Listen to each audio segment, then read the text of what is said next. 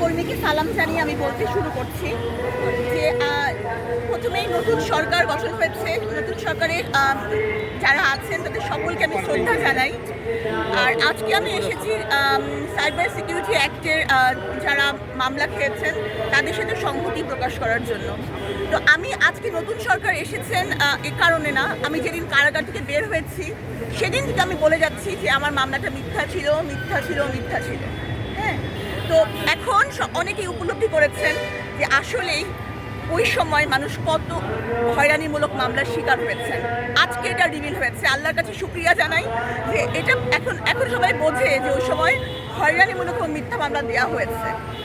তো আমি যেটা বলতে চাচ্ছি, আজকে আমি এসেছি সাইবার সিকিউরিটি অ্যাক্টে যারা কারাগারে ছিলেন ওই সময়টা আমি দীর্ঘ 3 বছরে আমি দেখেছি তাদের অবস্থা। তো আমি যখন মানে কাশিমপুর কারাগারে হাই সিকিউরিটি যে কারাগার সেখানে ছিলেন মুশতাক আহমেদ বারবার জামিনের চেষ্টা করেছেন কিন্তু জামিন দেওয়া হয়নি। একটা সময় উনি কারাগারে মৃত্যুবরণ করেন। তো এই ব্যাপারটা আমাদের মনে একটা বিপুল ভীতির সঞ্চার করে যে উদ্দেশ্য প্রণোদিত মামলায় জামিন দেওয়া হচ্ছে না। তো আমি অনেকেরই কষ্ট দেখেছি। তো আমি বলি যে এই আইনটা এটার বাতিল হওয়াটা মানে ক্ষেত্র বিশেষে আমি এই মামলা মানে আইন সম্পর্কে অতটা ভালো বিশেষজ্ঞ নই। আর হচ্ছে যে সকল ধারা সাংবিধানের সাথে সাংঘর্ষিক সেগুলো বাতিল হওয়া, আমি এটার পক্ষে। আর আমি মনে করি যে এখন আমাদের নতুন সরকার এসেছেন, তাদের কাছে আমাদের প্রত্যাশা অনেক। আরেকটা ব্যাপার হচ্ছে যে এইসব মামলা আমি একবার আমার স্যার সকলের শ্রদ্ধেয় জেরাই খান পান্না স্যারের কাছে জিজ্ঞেস করেছিলাম, স্যার জামিন কি হবে? বলে কেন হবে না?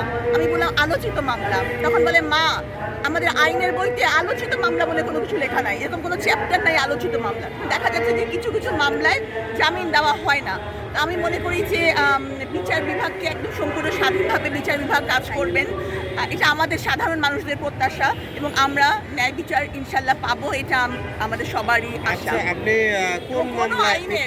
কোনো আইন ছাড়া দমন পীড়নমূলক কোনো আইন না থাকে, এটাই আপনি কোন মামলায় আমি কোন মামলায় সাজাপ্রাপ্ত হয়েছি এটা মনে হয় পুরো বাংলাদেশ কেন পুরো বিশ্ব জানে।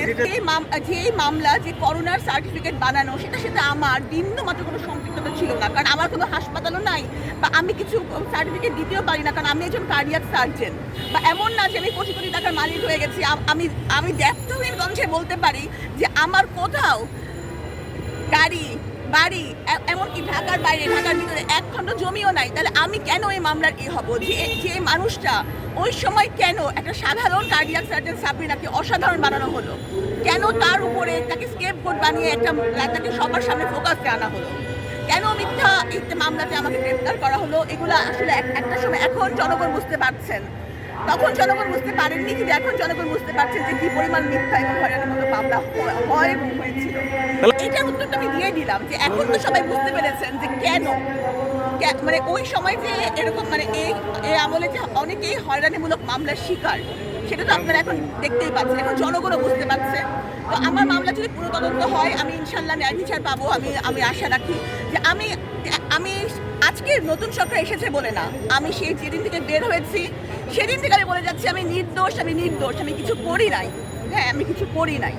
তো আমি আশা করি এখন, আর আমার জীবন তো সব শেষই হয়ে গেছে, কারণ 3টা বছর আমি জেলখানায় ছিলাম।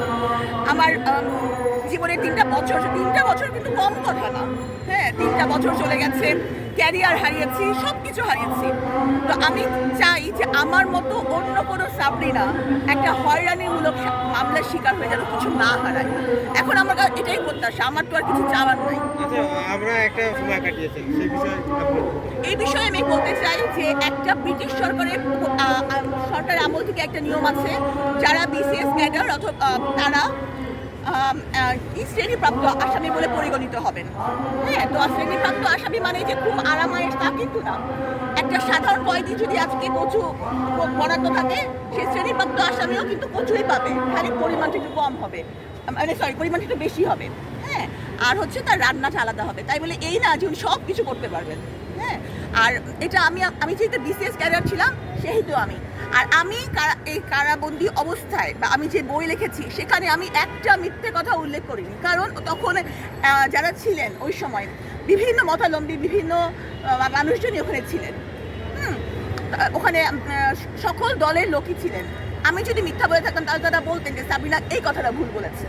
হ্যাঁ, তো ওখানে আমার যারা ওই সময় যারা মামলা ছিলেন তাদেরকে আমরা দেখেছি যে অনেক ধরনের সন্ত্রাসের জন্য তাদেরকে তাদেরকে জেলে ঢুকানো হয়েছে। হ্যাঁ, অনেক অন্য মতানম্বীদের। তো তারা বলতে পারবেন, তারা সাবিনাকে দেখেছেন। আমার নতুন করে আমার এই সম্পর্কে কিছু বলার দরকার নেই। কত সাধারণ জীবন মালির কাজ করে আমি কাটিয়েছি সেটা সবাই দেখেছে, আমার কিছু বলার নেই। আচ্ছা, সেখানে আমি সাময়িক বরখাস্ত। হ্যাঁ, আমি সেখানে কতদিন না, আমি যদি নির্দোষ প্রমাণিত হতে পারি তাহলে হয়তো চাকরি ফেরত পাবো। তবে আমার এখন মূল উদ্দেশ্য হচ্ছে আর কারো জীবন নষ্ট না হোক। আমার সেই চাকরি বা কোনো কিছুর প্রতি আমার আর কোনো আকাঙ্ক্ষাই বাকি নাই, অবশিষ্ট নাই। হ্যাঁ, 3টা বছরকে ফেরাই দিবে। আমার বাবা মা যে কষ্ট করেছে, জায়নামাজে চোখের পানি কে ফেরাই দিবে বলে আমি চাই সাবরিনার জীবন নষ্ট না হোক, এতটুকুই আমার চাওয়া।